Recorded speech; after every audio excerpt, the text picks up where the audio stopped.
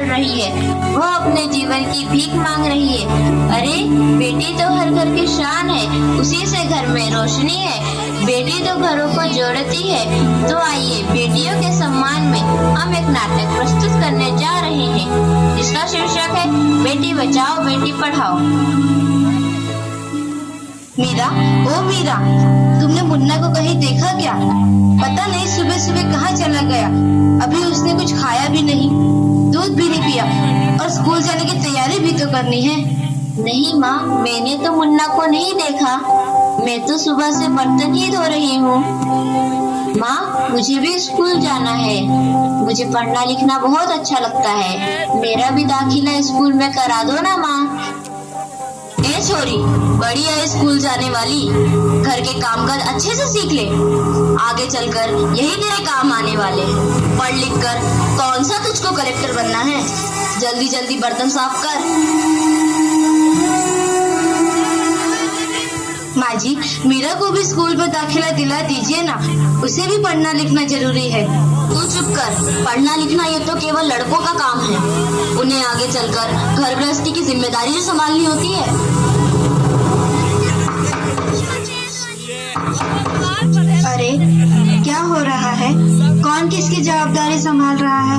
और हमारी मीरा बेटी क्यों रो रही है? देखिए ना डॉक्टर दीदी, दादी मुझे स्कूल ही जाने नहीं देती। कहती है तुझे पढ़ लिख कर क्या करना है, आगे चल के चूल्हा चौका ही तो संभालना है।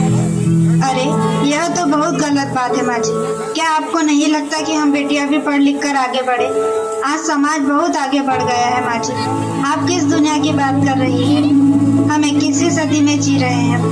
मैं आज ही टीचर दीदी से बात कर मीरा का दाखिला स्कूल में कराती हूँ। और हाँ, मैं तो यहाँ इसीलिए आई थी कि मुन्ना को पोलियो ड्रॉप दिया कि नहीं। जगह जगह इसके कैंप लगे हैं। अच्छा हुआ बहन जी आप आ गए। अब मुन्ना को पोलियो ड्रॉप भी दे देंगे और मैं इसे स्कूल भी पहुँचा दूंगी। अच्छा मीरा, अब तुम रोना नहीं, तुम जरूर स्कूल जाओगी और एक दिन पढ़ लिख कर मेरी तरह बहुत अच्छी डॉक्टर बनोगी। ठीक है बेटा?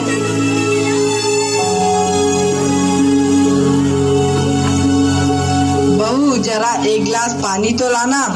अभी नहीं बाबूजी। ये लीजिए बाबूजी। अरे ये देखो, अखबार में प्यारी बेटी के बारे में कितनी सुंदर कविता आई है। आओ मैं तुम्हें यह कविता पढ़कर सुनाता हूँ। कहती बेटी बाह पसार, मुझे चाहिए प्यार दुलार। बेटी की अनदेखी क्यों करता है निष्ठुर संसार। सोचो जरा हमारे बिन बसा सकोगे घर परिवार। गर्भ से लेकर यौवन तक मुझ पर लटक रही तलवार। मेरी व्यथा वेदना का अब हो स्थायी उपचार। जब माही जग में न होगी तो तुम जन्म किससे पाओगे। जब बहन न होगी घर आंगन में तो किससे रूठोगे, किसे मनाओगे। जब दादी नानी न होगी तो तुम्हें कहानी कौन सुनाएगा। जब कोई स्वप्न सुंदरी ही न होगी तो तुम किससे ब्याह रचाओगे। जब घर में बेटी ही न होगी तो तुम किस पर लाड लुटाओगे। जिस दुनिया में स्त्री ही न होगी उस दुनिया में कैसे रह पाओगे। जब तेरे घर में बहू ही न होगी तो कैसे वंश आगे बढ़ाओगे। नारी के बिन जग सुना है, तुम ये बात कब समझ पाओगे। हाँ तो भाग्यवान, कैसी लगी यह कविता, है ना मजेदार? काहे की मजेदार कविता, मुझे नहीं आई पसंद। अरे कोई घर में है क्या? आइए आइए टीचर दीदी, हम आप ही का इंतजार कर रहे थे। हाँ जरा मैं कुछ दिनों के लिए बाहर चली गई, इसलिए यहाँ नहीं आ पाई। डॉक्टर बहन जी कह रही थी आपने मीरा का अभी तक दाखिला नहीं कराया। ये तो बहुत होनहार छात्रा है, हमेशा अच्छे अंक लेकर उत्तीर्ण होती है। हाँ मैं भी तो यही चाहती हूँ कि मीरा स्कूल जाए, खूब पढ़े, और मेरे यहाँ सुनता कौन है।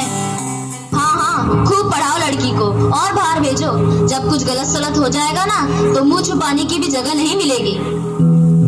अरे माँ जी, आप कहाँ की बात कहाँ लेकर बैठ गए। मीरा को 10वीं तक तो पढ़ाई पूरी कर लेने दीजिए, आगे की पढ़ाई के बारे में बाद में सोचेंगे।